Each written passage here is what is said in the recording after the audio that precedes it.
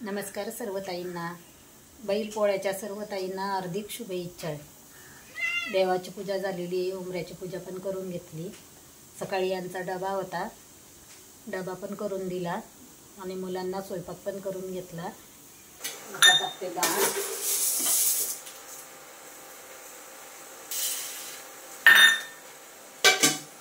एकच वाटी टाकणार आहे. ही घरची डाळ आहे, घरी बनवलेली डाळ आहे. गरम पाणी पण ठेवलेले आहे. गरम पाण्यामध्ये टाकते. 2-3 पाण्याने डाळ धुवून घेते आणि कुकरला लावते.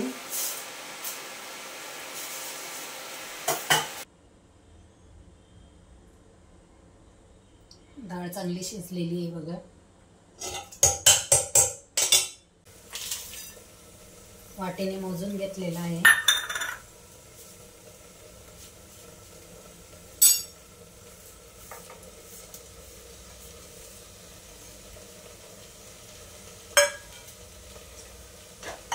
विलायची पावडर केलेली आहे माझ्याकडे, ती पण टाकून देते. ही पावडर मी बनवूनच ठेवलेली असते. अशा बरणीमध्ये भरून ठेवलेली आहे. ही जामची बरणी आहे. बारीक मिक्सरमध्ये पावडर करून फ्रीजमध्ये ठेवून दिलेली आहे. तीच पावडर मी यात पण टाकली.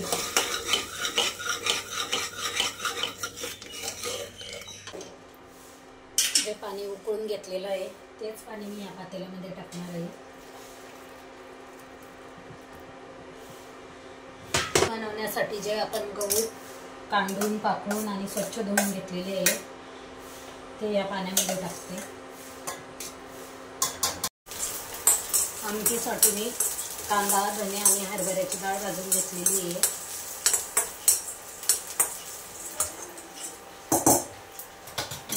कोथिंबीर, आलं, लसूण आणि खडे मसाले हे सगळे एकत्र मिक्सरमध्ये बारीक वाटून घेतले.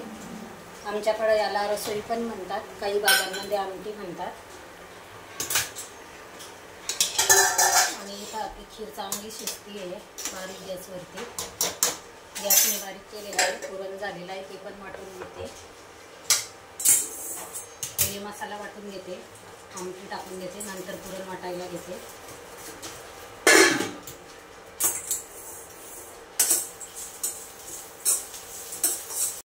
आमटीसाठी मी डाळ व डाळीतले पाणी बाजूला काढून ठेवले होते. तेल तापल्यानंतर त्यामध्ये कढीपत्ता, मसाला 5 मिनिटं परतू दिला. मसाला परतल्यानंतर त्यामध्ये 2 ते 3 चमचे मी कांदा लसूण मसाला टाकला. कांदा लसूण मसालाच मी आमटीसाठी वापरणार आहे. मसाला चांगला परतल्यानंतर त्यामध्ये मी जे पाणी आणि डाळ काढून ठेवलेली होती ती टाकून दिली. खिरीसाठी मी रात्रीच गहू 2-3 पाण्याने स्वच्छ धुवून सुती कापडामध्ये बांधून ठेवले होते. त्यातले पाणी निथळल्यानंतर मी ते गहू फॅनच्या हवेखाली 2 तास वाळायला ठेवले. वाळलेले गहू मिक्सरच्या भांड्यामधून जाडसर फिरवून घेतले.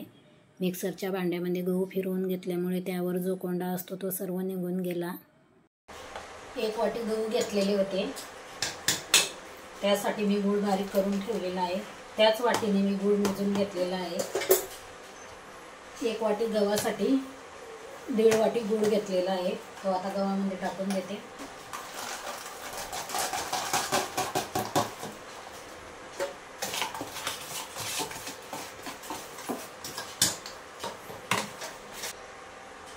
गव्हाचं मिश्रण आणि गुळाचं मिश्रण 5 ते 10 मिनिटे शिजवून घेते पाणी आटेपर्यंत. त्यामध्ये टाकणार आहे विलायची पावडर, सुंठ पावडर आणि खसखस. खोबऱ्याचे काप मी टाकणार नाही, कारण मुलांना आवडत नाही, कचकच लागतं ते दाताखाली आल्यानंतर, त्यामुळे त्यांना नाही आवडत. ज्याला आवडत असेल त्या काही टाकू शकता. माझ्या मुलांना आवडत नाही त्यामुळे मी नाही टाकत. आणि इथं आपली आमटी पण छान झालेली आहे. शेगडी बंद करते.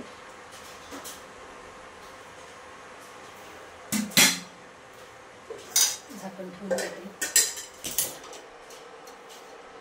आमटी पण झालेली आहे, काढून घेतली, कढई लगेच घासायला टाकली.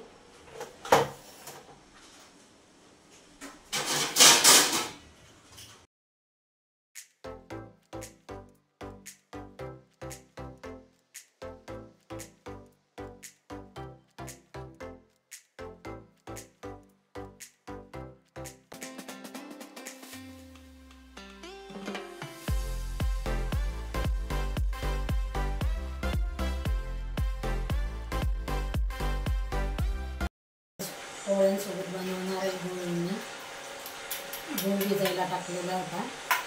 गरम पाणी पण करायला ठेवलेलं आहे. गरम पाणी होते आणि एक उकळी येते. पुरण पण आपलं वाटून झालेलं आहे.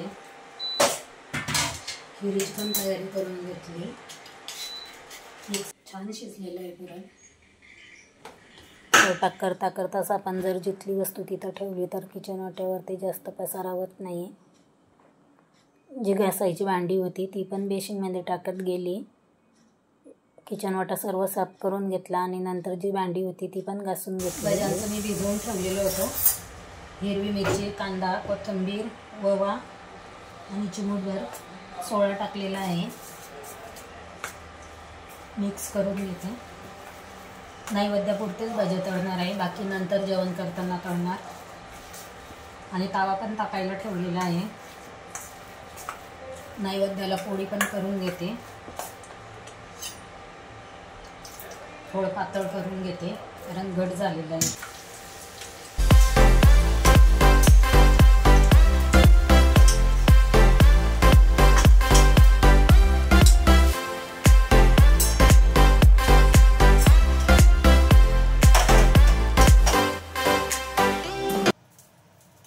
नंदीला नैवेद्य दाखवण्यासाठी व देवाला नैवेद्य दाखवण्यासाठी छोट्या छोट्या पोळ्या पण करून घेतल्या. नैवेद्याच्याच केलेल्या आहे. बाकी पोळ्या नंतर करणार आहे. कुरडई तळून घेतली. यामध्ये रसोई आहे. खाली आपली गुळवणी केलेली आहे. खीर, कुकरमध्ये भात केलेला आहे.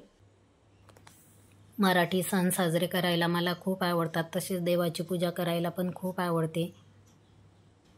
बैल पोळ्यासाठी सिटीमध्ये बैल हे विकतच घ्यावे लागतात. पण खेडेगावामध्ये तसे नाही. पूजेसाठी कुंभार हा बैल घरोघरी घेऊन येतो. घराघरातून त्या कुंभाराला धान्य मिळायचे असे मी माझ्या लहानपणी बघितलेले आहे. भारत हा कृषीप्रधान देश असल्यामुळे सर्व भारतामध्ये बैलपोळा हा खूप छान पद्धतीने साजरा केला जातो. काही भागामध्ये भाद्रपदी अमावस्याला करतात तर काही भागामध्ये श्रावणी अमावस्याला करतात. आमच्या गावाला श्रावणी अमावस्यालाच करतात. त्यामुळे मी आजच केलेला आहे. आपण जर आपले सण साजरे नाही केले तर आपल्या मुलांना कशी माहिती होणार. खेडेगावामध्ये पोळा फुटला की घरोघरी प्रत्येकाच्या दारात बैल घेऊन जातात. दारामध्ये घरातील ज्या मेन ताई किंवा मावशी असेल त्या पुरणपोळीचे ताट घेऊन बसलेल्या असतात. बैलाच्या पायावर पाणी टाकून त्याचे पाय धुतात व त्याला कुंकू लावून त्याची आरती उतारतात.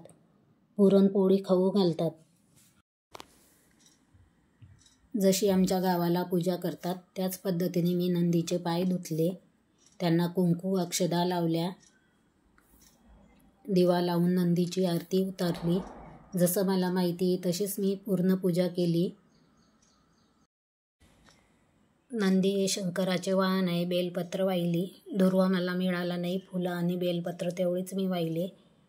नंदींना चारा म्हणून मी हिरवे गवत पण दिले होते.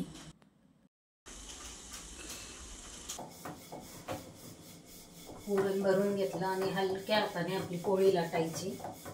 मला जोरात लाटायची सवय आहे त्यामुळे मी जोरातच लाटते. अशा पद्धतीने साजरा केला मी बैलपोळ्याचा सण. आजचा ब्लॉग इथंच संपवते. कसा वाटला तुम्हाला माझा आजचा व्हिडिओ? लाईक करा, कमेंट करा, शेअर करा आणि सबस्क्राईब पण करा.